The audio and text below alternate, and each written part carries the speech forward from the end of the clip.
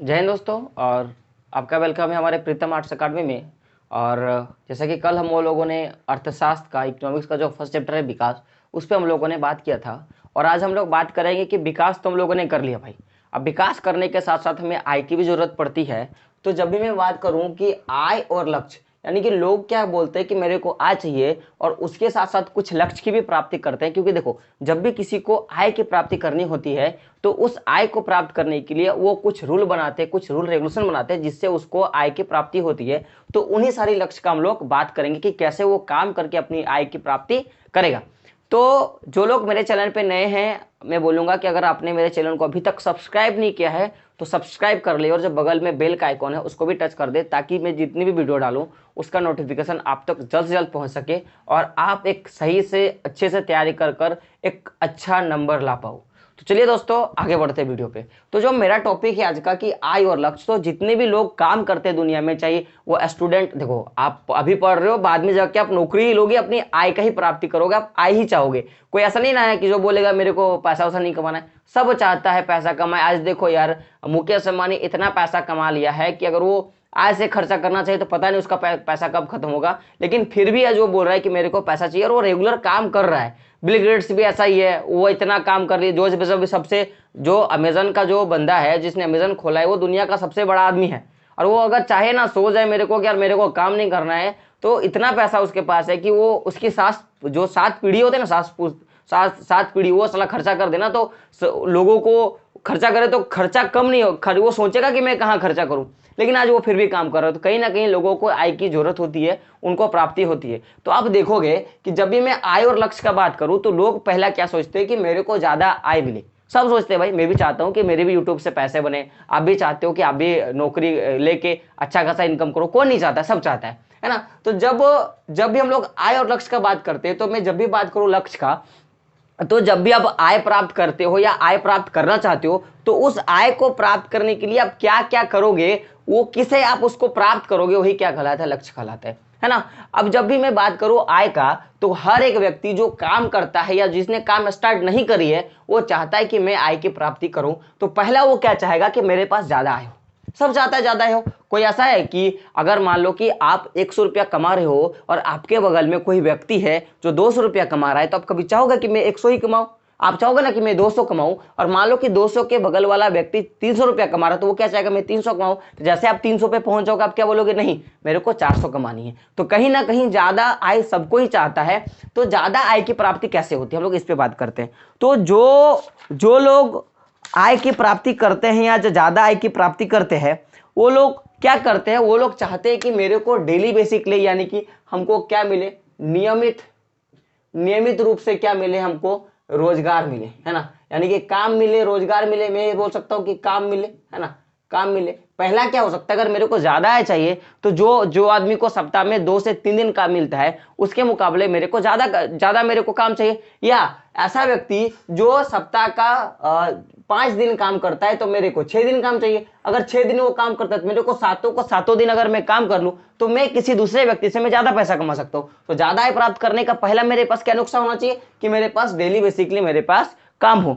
अब देखना कि अगर मान लो कि मैं मजदूर हूं, तो अगर मैं मान लो मैं किसान हूं, तो मैं क्या चाहूंगा कि जो उपज होगा, या मैंने जितनी भी तरह की मैंने उपज करी है, या मैंने जितनी भी तरह के उत्पादन करी है, उसका जो कीमत होगा मेरे को क्या मिलना चाहिए, दूसरे से मेरे को अच्छा मिलेगा। तब भी मेरे पास क्या हो जाएगा कि आय मेरे को ज्यादा मिलेगा। समझो मेरी बात, कि पहले मैंने मजदूर के पॉइंट ऑफ व्यू से बात किया। मैं मान लो कि मैं किसान हूं, ठीक है, और मैंने क्या करी है कि मैंने गेहूं का खेती किया है। तो जब गेहूं का मैंने खेती कर लिया, तो उसके बाद जो मेरे को प्रोडक्शन मिला, मेरे को जो गेहूं मिला, उसका अगर पैसा मेरे को ज्यादा मिलेगा, तो कहीं ना कहीं कभी ना कभी वो मेरी आय अच्छी होगी पहले के मुकाबले, अगर मेरे को ज्यादा पैसे मिल जाते तो। या गांव में मान लेते हैं कि 2 किसान जो गेहूं का खेती करते हैं, तो किसी को मान लो कि वो 100 रुपया किलो पे उसको गेहूं वो बेच दिया, मैंने 200 रुपया किलो पे बेचा, तो मेरी आय उससे अच्छी हुई कि नहीं, क्योंकि मेरे पास जितने गेहूं थे उसके पास भी उतने गेहूं थे, तो मेरे को ज्यादा आय की प्राप्ति हुई।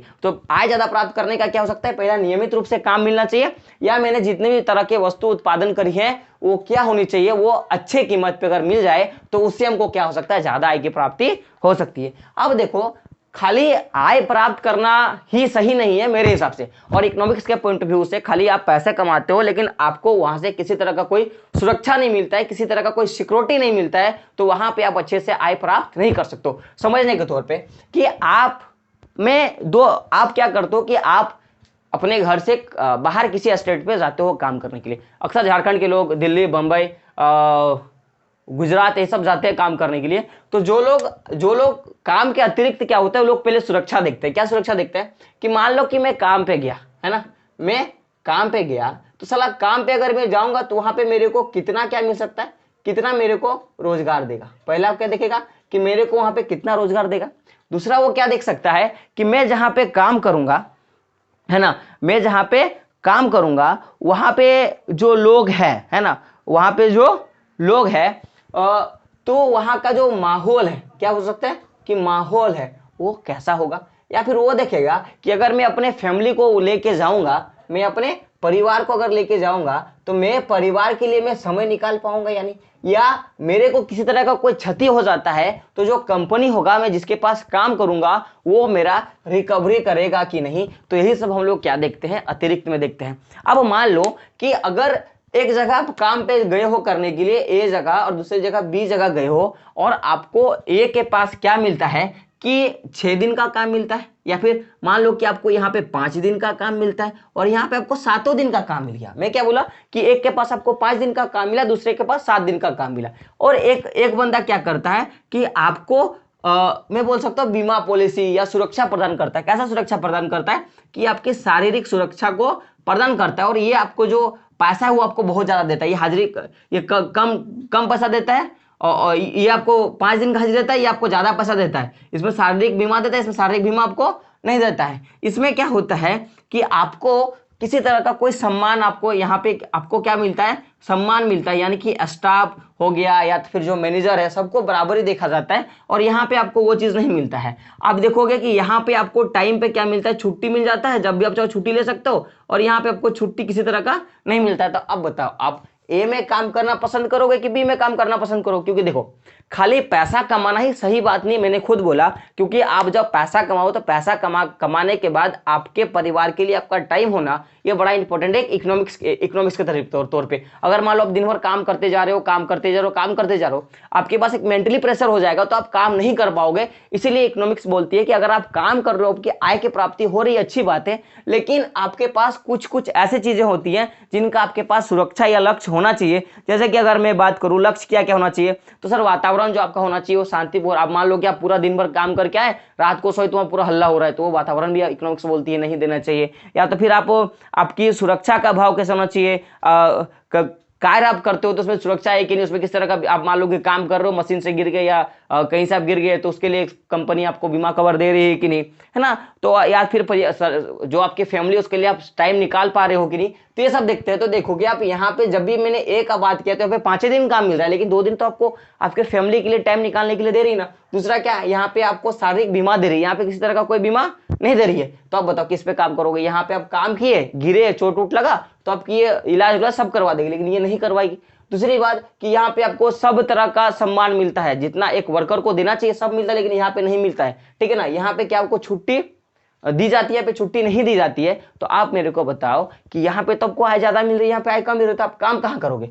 आपको काम यहीं पे करना होगा, क्योंकि देखो यहाँ पे आपको बहुत तरह का सुविधाएं मिलता है। तो ज्यादा लोग आय के अतिरिक्त क्या चाहते हैं कि यही सब सारी चीजें, कि उनका पैसा कितना मिलना चाहिए, छुट्टी मिल रहा है कि नहीं, फैमिली को टाइम दे पा रहे हैं कि नहीं, या तो फिर ज्यादा आय का प्राप्त सुरक्षा मेरे को मिल रहा है कि नहीं। तो यही सबका लक्ष्य दिखता है। अब देखना कि विकास लोग क्या करते हैं कि अपना विकास के लिए क्या करते हैं, वो मिले जुले लक्ष्य की ओर देखते हैं। मिले जुले लक्ष्य यानी कि मैंने अभी बोला ना कि खाली ज्यादा आय कमा के, ज्यादा उत्पादन करके उसको अच्छी कीमत से बेचना ही उनका लक्ष्य नहीं होता है। वो चाहते हैं कि मेरे को क्या मिलना चाहिए, कि मेरे को एक अच्छा माहौल मिलना चाहिए, मेरे को परिवार के लिए टाइम मिलना चाहिए, मेरे को सुरक्षा मिलना चाहिए। तो ये सब देखते हुए लोग क्या करते हैं, विकास करते हैं। तो विकास करते हैं। अब ये तो था कि एक लोग आय का जो आय या लक्ष्य की जो प्राप्ति करते हैं, तो ज्यादा आय प्राप्ति करना चाहते हैं, कैसे नियमित रूप से काम करके कर सकते हैं, या फिर उत्पादन को अच्छे से ढंग से बेच ज्यादा कीमत में बेच के भी आय प्राप्त कर सकते हैं, या वो आय के अतिरिक्त क्या करते हैं कि वो लक्ष्य का भी प्राप्ति करते हैं, उनको और भी कुछ चाहिए होता है सुरक्षा के नाम पे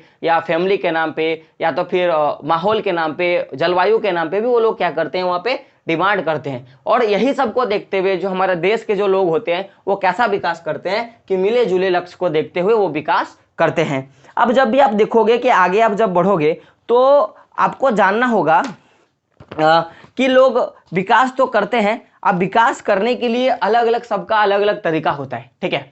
तो जनरली भारत में विकास देखा जाता है। अब मान लो कि आप कितना पैसा कमा रहे हो, क्या नहीं कमा रहे हो, मान लो कि देश की जो पूरी जनसंख्या सबके पास, तो गवर्नमेंट जाकर नहीं ना देखेगी कि ये है ये, फिर रैंक वाइज डालेगी, तो ऐसे पता नहीं चलेगा कौन कितना विकास करता है। तो देश का विकास जब होगा तभी हम लोग बोल सकते हैं कि किसी एक नागरिक का विकास हो सकता है। तो देश का विकास कैसे होगा भाई, तो कैसे नापेगी, क्योंकि जनसंख्या बहुत ज्यादा है, क्षेत्रफल भी आय भी बहुत ज्यादा है, तो गवर्नमेंट उसके लिए एक फॉर्मूला निकालती है जिसको हम लोग बोलते हैं प्रति व्यक्ति आय। क्या बोलते हैं इसको हम लोग, प्रति व्यक्ति आय। अब ये प्रति व्यक्ति आय क्या है, इस पे हम लोग थोड़ा डिस्कशन करते हैं, लेकिन उससे पहले मैं